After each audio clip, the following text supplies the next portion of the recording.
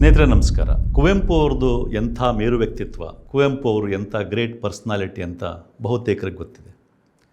ಕುವೆಂಪು ಅವರ ಜೀವನದಲ್ಲಿ ನಡೆದಂಥ ಈ ಒಂದು ಘಟನೆ ಮತ್ತು ಈ ಘಟನೆಯ ಹಿನ್ನೆಲೆಯಲ್ಲಿ ಅವರು ಬರೆದಿರ್ತಕ್ಕಂಥ ಒಂದು ಪದ್ಯವನ್ನು ನೀವು ಕೇಳಿದ್ರೆ ಕುವೆಂಪು ಅವ್ರದ್ದು ಎಂಥ ಗ್ರೇಟ್ ಪರ್ಸ್ನಾಲಿಟಿ ಅನ್ನೋದು ಇನ್ನೂ ಹೆಚ್ಚಿನ ಮಟ್ಟಕ್ಕೆ ಯಾರಿಗಾದರೂ ಅರ್ಥ ಆಗುತ್ತೆ. ಆಗಿನ್ನೂ ಕುವೆಂಪು ಮೈಸೂರಿನ ಮಹಾರಾಜ ಕಾಲೇಜಲ್ಲಿ ಅಧ್ಯಾಪಕರಾಗಿರ್ತಾರೆ.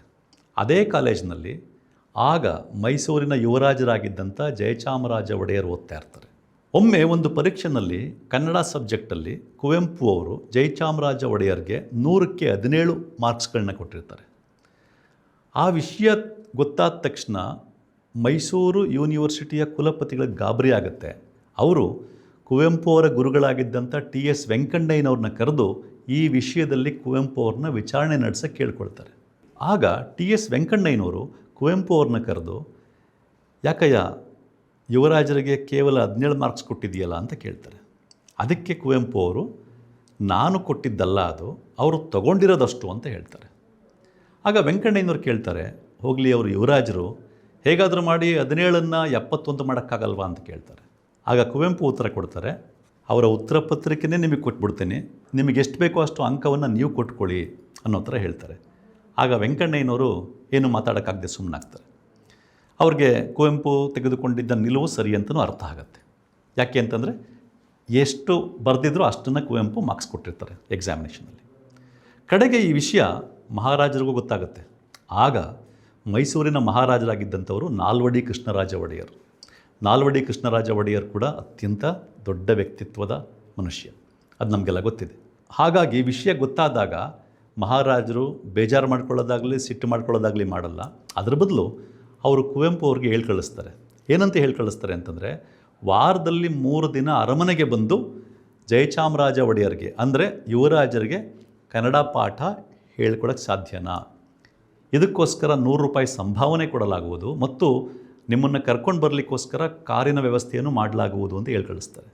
ಆದರೆ ಕುವೆಂಪು ಅದನ್ನು ತಿರಸ್ಕರಿಸ್ತಾರೆ. ಯಾಕೆ ಅಂತಂದರೆ ಕುವೆಂಪು ಅರಮನೆಗೋಗಿ ಪಾಠ ಹೇಳ್ಕೊಡೋದು ಮಹಾರಾಜರು ಅನ್ನೋ ಕಾರಣಕ್ಕೆ ಮಾಡಬೇಕಾಗ್ತದೆ. ಹಾಗೆ ಮಾಡಿದ್ರೆ ಮಹಾರಾಜರನ್ನ ಓಲೈಸಲಿಕ್ಕೆ ಮಾಡ್ದಂಗೆ ಆಗ್ತದೆ ಅನ್ನುವುದು ಕುವೆಂಪುವಿನ ತಿಳುವಳಿಕೆ ಆಗಿತ್ತು. ಇನ್ಯಾರೋ ಒಬ್ಬ ಮಧ್ಯಮ ವರ್ಗದ ವ್ಯಕ್ತಿ ಅಥವಾ ಬಡ ವ್ಯಕ್ತಿ ಆ ರೀತಿ ತನ್ನ ಮನೆಗೆ ಬಂದು ಪಾಠ ಹೇಳ್ಕೊಡಿ ಅಂತ ಕೇಳುವಂಥ ಸನ್ನಿವೇಶ ಇರಲಿಲ್ಲ. ಅಷ್ಟು ಸ್ಥಿತಿವಂತರು ಅವ್ರು ಆಗಿರೋದಿಲ್ಲ. ಮಹಾರಾಜ ಆಗಿರೋದಕ್ಕೆ ಆ ರೀತಿ ಕೇಳ್ತಾ ಇರ್ತಾರೆ. ಹಾಗಾಗಿ ಕುವೆಂಪು ಅದನ್ನು ತಿರಸ್ಕರಿಸ್ತಾರೆ. ಬಹುಶಃ ಮಹಾರಾಜರೇನಾದ್ರೂ ನಿಮ್ಮನೆ ಕಳಿಸ್ತೀನಿ ಅಥವಾ ಕಾಲೇಜಲ್ಲೇ ಪಾಠ ಹೇಳ್ಕೊಡಿ ಅಂದರೆ ಕುವೆಂಪು ಹೇಳ್ಕೊಡ್ತಾ ಇದ್ರವೇನೋ. ಆದರೆ ಅರಮನೆಗೆ ಬಂದು ಪಾಠ ಹೇಳ್ಕೊಡಿ ಅನ್ನೋ ಆಹ್ವಾನವನ್ನು ಕುವೆಂಪು ತಿರಸ್ಕರಿಸ್ತಾರೆ.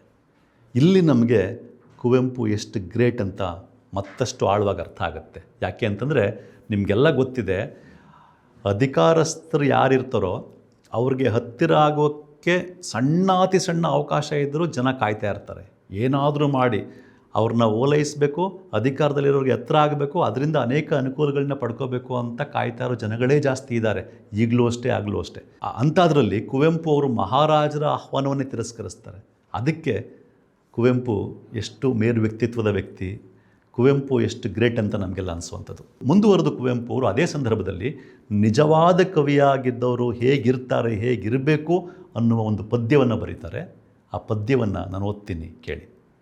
ಕವಿ: ವಸಂತವನದಲ್ಲಿ ಕೂಗುವ ಕೋಗಿಲೆ ರಾಜನ ಬಿರುದನ್ನು ಬಯಸುವುದಿಲ್ಲ.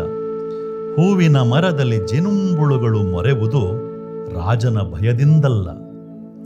ವನದೇಕಾಂತದಿ ಪೆಣ್ಣವಿಲೆಡೆಯಲಿ ಮಯೂರ ನೃತ್ಯೋನ್ಮತ್ತ ವಿಲಾಸಕ್ಕೆ ರಾಜನ ಕತ್ತಿಯ ಗಣನೆಯೇ ಇಲ್ಲ.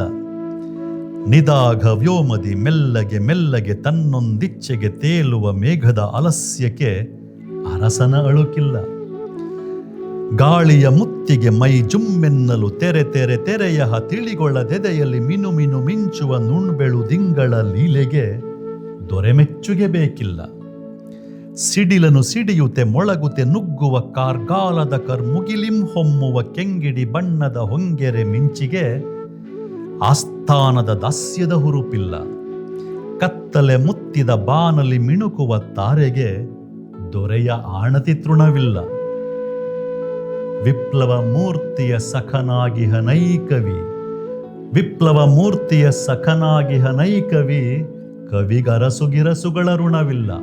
ಅವನಗ್ನಿಮುಖಿ ಪ್ರಲಯಶಿಖಿ, ಅವನಗ್ನಿಮುಖಿ ಪ್ರಲಯಶಿಖಿ. ಮತ್ತಷ್ಟು ವಿಶೇಷ ವಿಡಿಯೋಗಳನ್ನು ನೋಡಲು ಮತ್ತು ಹೊಸ ವಿಡಿಯೋಗಳ ಬಗ್ಗೆ ತಿಳಿಯಲು ಈ ದಿನ .com ಯೂಟ್ಯೂಬ್ ಚಾನೆಲ್ ಸಬ್ಸ್ಕ್ರೈಬ್ ಮಾಡಿ ಮತ್ತು ಬೆಲ್ ಐಕಾನ್ ಕ್ಲಿಕ್ ಮಾಡಿ.